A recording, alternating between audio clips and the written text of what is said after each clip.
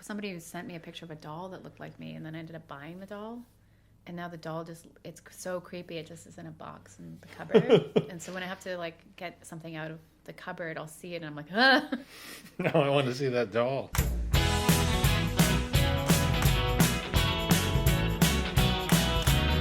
Hello, everybody. Sitting here with ALICIA Tobiin. Hi. Guest 13 on the Buttpod podcast. Thanks for coming over. Oh my gosh, what a great day. What did you think of the whole experience? Because if you've watched these videos before, we've already recorded the podcast. I was nervous. Why were you nervous? Because I'm a big deal. Because Brent's a big deal. Like, when I started doing stand-up, most of the generation before me had learned stand-up kind of watching you, and the Urban Well was always being discussed, even though it had closed. It was only like, the Urban Well. But you are a big deal. My family, huge fans of yours. They know that I'm here. They're very excited. When I was on your podcast, you said your dad wanted to know how to watch. I like that. How do I watch your podcast? Well, that's nice that your family's on board. You told them you were coming here today? I did. I checked my phone and my dad's messaged me like 20 times. How's your day going? All right, now I'm a little concerned. And also, I already explained on the podcast, like I have a friend crush on Nancy and was like, how do you make friends after 40? Because I want to make her my friend. And I got to meet your dog, who's famous for me as well. Yeah, he's a hell of a guy. I understand. I don't get wanting to be friends with Nancy. That seems weird to me. But Oliver getting on board, sure. Well, they're both catches. Yeah, really you're very lucky. I'm the luckiest dude walking the planet. So what all did we discuss? Let's do a quick refresher. Comic and comic book artists. Yep, that was great. Because I'm a big comic book nerd, and so you very thoughtfully, for the more smarter segment, showed up with some comic book info I didn't know. Yep, and you and I talked about how drawing helps improve your memory, which is fascinating. We did? And we both love I don't remember. We both love doodling and drawing, so that was great. Do you have a go-to doodle? I usually draw the dog that I have. So for a long time it was my dog Troy, which was like a pit bull lab, very easy, a couple of lines. But now I have Hank, so I just do a bunch of curls and some ears and these tiny beady little eyes. She calls her dog Hank the Shape. Hank the Shape. Because he's really, if the light isn't hitting him just right, he kind of has no form. Nope, and he's so fast. He's just like, rah. It's kind of like a little ghost. I'm going to put up a picture or a of Hank demon. Here. I'm going to steal a picture from your Instagram. Yeah, go for it. Hey, where can people find you online? Well, my Instagram is private. It's for friends. So forget it. Yeah. You but creeps. You can find me on Twitter at ALICIA Tobiin. Please follow me. That is open to the public. I have a podcast called Retail Nightmares at retailnightmares.com. Very good, entertaining, funny. For such a specific, well, I mean, it does branch out into many things, yes. But it's a very specific theme. You wouldn't think it could be that consistently funny, but it is. So many funny people work in retail or customer service because you need a day job. Yeah. I have a super sick podcast, and I'm writing a book that's edited by comedian Charlie Demers called So You're a Little Bit Sad, So What? Nice Things to Say to Yourself on Bad Days and Other Essays, and that'll be out in September. That's a long, you might have, listen, you might want to condense that title. Well, the now, is this publisher the same... really likes it, so. Say it to us again. So you're a little bit sad, so what? Nice things to say to yourself on bad days. I approve of the sentiment. I know. But I think from a marketing standpoint... It's too long. Well, I mentioned to Charlie we could just cut it down. He's like, no, we really like it.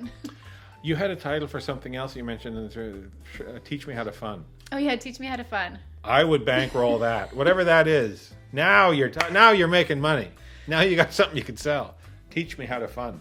What is fun? What would be the concept of Teach Me How to Fun? Well, see, now somebody's going to pinch your damn idea. No, it's here. This is a record. This is it. I just don't know how to have fun. Really? Like, what's fun for me is like laying very still or having like a nice thing to eat.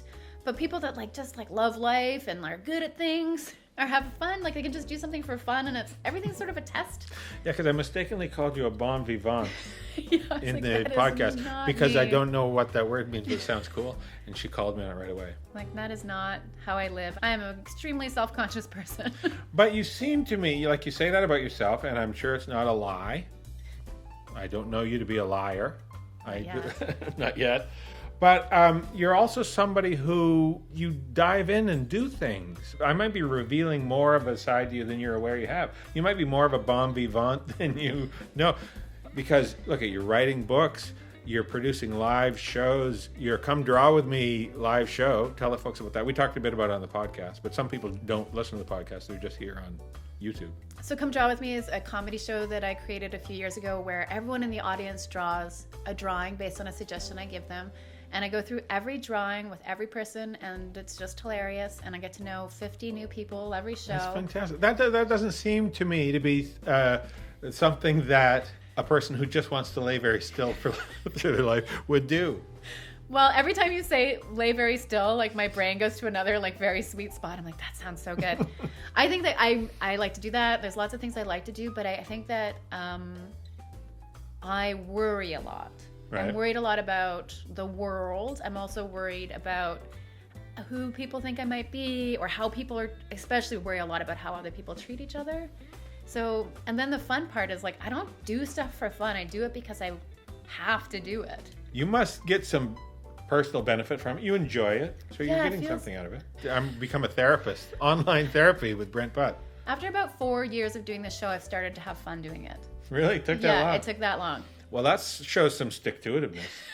I do enjoy aspects of it, and I guess it is my way of having fun. But I kind of like, it's like when you go to the beach and you see people playing volleyball. I'm like, what's that like? Is that fun? It looks like fun. I mean, you've got muscles and stuff. Must be nice. But yeah, I just was never a fun kid, or like, but I'm funny and silly. So I think maybe that's my balance, where like these people that are good at those things are probably fucking boring. Yes. With their abs. But things that I think are fun are like, I will plan a day around like a great snack, or going for a long walk with a dog. Or what would be like your dream day? Your perfect day would involve what kind of things? My perfect day would be going out for like a really good lunch, and not being too crowded. Not being too crowded, or walking around a gallery or a museum all day. That's really fun for me. I don't know. What do you get out of that? Because to me, that's this, and I realize this is a shortcoming, or I assume this is a shortcoming of my personality. But the notion of wandering around museums and galleries, and I do it because I think it's something I should do. Okay. But I get very little out of it, and most of the time I just think, good God, how long do I have to stay in this museum before I can leave and not have people think I'm a hillbilly? You know what I mean? For sure. I just love seeing what people make. Like at the Met, I was there for a few hours a few years ago, and you know, from the garments and the jewelry and the artifacts to the incredibly detailed paintings, and seeing the evolution of humanity through art is really moving. I think maybe what I find kind of fun is that feeling of that sort of overwhelming beauty of life and the things that are still yet explained. Bon vivant, I'm telling you. Have you ever gone on a date with somebody and their notion of what a good time would be was like very far from what your idea of a good time would be? Almost every date I've ever been on. Dial up the Buttpod, episode 13 with Alicia Tobin. I had a hell of a good time chatting with you. Thanks for being on the podcast. Thanks for having me. It was an honor. We'll do it again. Bye.